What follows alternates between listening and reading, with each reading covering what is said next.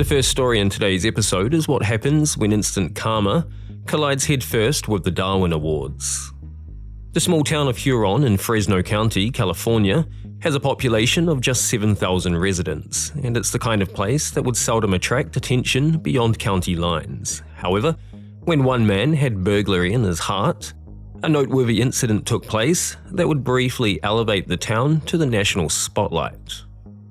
Now, a quick recap for those new to the series. The Darwin Award is a satirical prize awarded to those who meet their demise in a rather absurd or reckless manner, suggesting they strengthened the human gene pool by removing themselves from it. Basically, a tongue-in-cheek play on Charles Darwin's theory of evolution. According to the Fresno County Sheriff's Office, 19-year-old Cody Caldwell was unknown to them and was without a criminal record. But according to an ABC article, many locals knew him as the guy who would often come door-knocking, asking if they wanted to buy things like stereos and small air conditioning units. On Friday, the 27th of November 2015, Cody Caldwell apparently had burglary in his heart and had a rather unorthodox plan to go about it. As luck would have it, the owner of the house that he had targeted was away for the night. The situation was about to bring new meaning to the saying, "The lights are on, but nobody's home." Rather than breaking a window and getting in the easy way, he climbed onto the roof, approached the chimney and climbed on down. However, he no doubt had instant regret upon getting stuck halfway down. As uncomfortable as it must have been, his real troubles were yet to come. It was the following morning that the homeowner, referred to only as the victim in all the reports I read, arrived back at the house, unaware there was an amateur stereo salesman stuck up his chimney. Instead of admitting defeat and calling out for help, the young burglar remained silent. Perhaps this would have been okay had it been summer and no need for fire, but in late November, it was not. Obviously, feeling a bit cold, the owner lit the fire, which, to be fair, was a pretty reasonable thing to do. It's November, it's cold, and no one expects they're heating up an intruder. An officer with the Fresno County Sheriff's Office told a CBS affiliate that the homeowner, after lighting his fire, had heard somebody screaming for help from inside the chimney. He put the fire out and called the authorities. Using drills and chisels, the fire department smashed the chimney to get the burglar out. Although he had been responsive when the fire department had arrived, by the time he had been freed, the would-be burglar had died. An autopsy the next day concluded that 19-year-old Cody Caldwell had died from smoke inhalation and burns. In a strange twist, in the days following the incident, deputies discovered that the homeowner himself was also wanted by law enforcement, having an outstanding warrant for a misdemeanor DUI and possession of illegal substances. He was issued with a citation. At this point, one could probably be forgiven for wondering if the invention of the inverted roller coaster was purely to provide stories for the Silliest Ways People Died series, this being the third time one is featured in one of my Darwin Award videos. On the 19th of June 2024, 38-year-old Antonaro Nelson of Wilmington visited Kings Island Amusement Park. Kings Island Amusement Park opened in 1972, is 364 acres in size and is located 24 miles northeast of Cincinnati in Mason, Ohio. The park has 49 attractions, including 16 roller coasters, one of which will play the villain in this story, the Banshee. With a top speed of 68 miles per hour, it features a 150-foot drop and a ride time of 2 minutes and 40 seconds. Shortly after 7:45 p.m., Antonaro Nelson rode the Banshee roller coaster. Theme parks across the world encourage guests, and in some cases, strictly enforce no loose items in their pockets that could come free and collide with other riders. However, such rules are often not followed.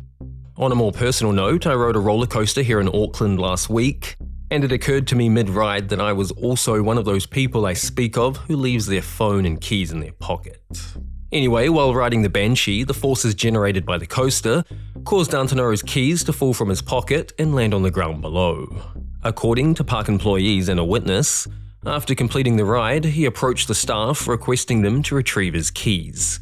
However, for safety reasons, he was told they could, but at the end of the day, he wanted the keys now, and it's what he did next where he and I would probably differ. Park visitor Aaron West was waiting in line to ride the Banshee and witnessed the conversation. He had kind of made a small commotion by jumping in front of people without even asking. They couldn't do anything because the ride was obviously in operation. And so once he heard that, he kind of left the line. He was going to go to Lost and Found, but we didn't think that he would. It was shortly after this that Antonaro Nelson was reported to have climbed 2 fences into the restricted area directly under the path of the Banshee roller coaster. Somehow oblivious to its presence, he was struck in the head by a fully loaded train as it passed above. A park employee told a TV station that the train, which was at the fastest point, was most likely doing 68 miles per hour when it hit him. Lying in critical condition, the 38-year-old was taken to UC Medical Center in Cincinnati. However, he died of his injuries 2 days after the accident. In New York State, there are more than 750,000 registered motorcyclists, and that number grows each year. Despite representing just 3.5% of registered motor vehicles, motorcyclists account for 15% of all traffic deaths and are 22 times more likely to die in a crash than someone riding in a car. So, in 1967, when New York State became the first in the country to make helmets while riding a motorcycle compulsory, although no one likes being told what to do, from a safety point of view, it kind of made sense. Of course, in a country very serious about freedom, some were not happy, which leads us to our next story. American bikers aimed towards education, or ABATE, are a group of motorcycling enthusiasts who lobby for motorcycle awareness and freedom.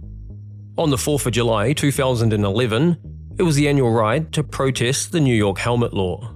The Onondaga chapter of ABATE had sponsored the protest ride every 4th of July weekend for the past 11 years. Among the roughly 500 riders at the 2011 event through Onondaga County was 55-year-old Philip Contos. Philip, a former US Army soldier, was described by his brother Richard as a hater of nearly all things involving the government. He's a rebel. That's what he felt like doing. He protested everything. Sadly though, the universe had a cruel dose of irony installed for him. While riding his 1983 Harley-Davidson, midway through the protest, Philip's bootlaces got stuck. After looking down to inspect the problem, he looked up again and saw the traffic had slowed. After hitting the brakes, he fishtailed, causing him to lose control, fall off, and hit his head on the pavement. Philip was taken to the Upstate University Hospital, where he was shortly pronounced dead due to a head injury. The irony was that the doctors who had worked on him said, had he been wearing a helmet, he would have no doubt survived the accident. In the days following, Philip's brother Richard told Syracuse.com News that his brother would do it again if he could. He would have wanted it that way. Born in Connecticut on the 13th of September 1813, John Sedgwick climbed the ranks to become a respected Union general during the American Civil War.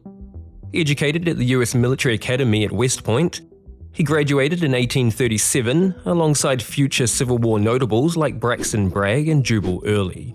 He served in several conflicts before the war, where he earned 2 brevet promotions for valor, proving his dedication to the US military. At the Battle of Antietam, Sedgwick's division was decimated, and he himself was shot 3 times in the wrist, leg and shoulder, and even had his horse shot from underneath him, and he was carried unconscious from the battlefield.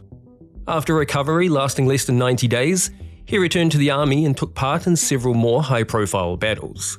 However, despite his bravery and reputation for reliability, it was perhaps the manner in which he died that he is unfortunately most remembered for. At the Battle of Spotsylvania Courthouse, he directed artillery placements and was forming his line when he uttered his last, now famous words. Amid preparations, he noticed his soldiers dodging enemy bullets from Confederate sharpshooters around 1,000 yards away. Unmoved by the threat, Sedgwick scoffed at their caution. Striding around in the open, he was quoted as saying, "What? Men dodging this way for single bullets? What will you do when they open fire along the whole line?" Alas, his men continued to flinch. Sedgwick continued, "Why are you dodging like this? They couldn't hit an elephant at this distance." In a moment of profound irony, he was struck by a Confederate bullet fired from a Whitworth rifle. Hit just below the left eye, he was mortally wounded. Along with Major Generals James McPherson, Joseph Mansfield, and John Reynolds, Sedgwick was the highest-ranking Union officer to be killed during the war. Now for this next story, we'll take a look at what I think is the absolute silliest way you can die, the good old-fashioned selfie. It's all good for the pros like Netflix star Angela Nicolau here, but wannabe amateurs are literally falling off cliffs and buildings while trying to become Instagram famous, and the epidemic is only getting worse. A recent study suggests around 43 people die each year while trying to take a selfie. The highest number of incidents occur in India, followed by Russia, the United States, and Pakistan. The average age was 23, and men outnumbered women almost 3-1. On the 10th of January 2020, UK tourist, 21-year-old model Madeline Davis, attended a house party in Sydney, Australia. Throughout the night, her and her friends had gotten drunk and, according to the reports, had taken illicit substances too.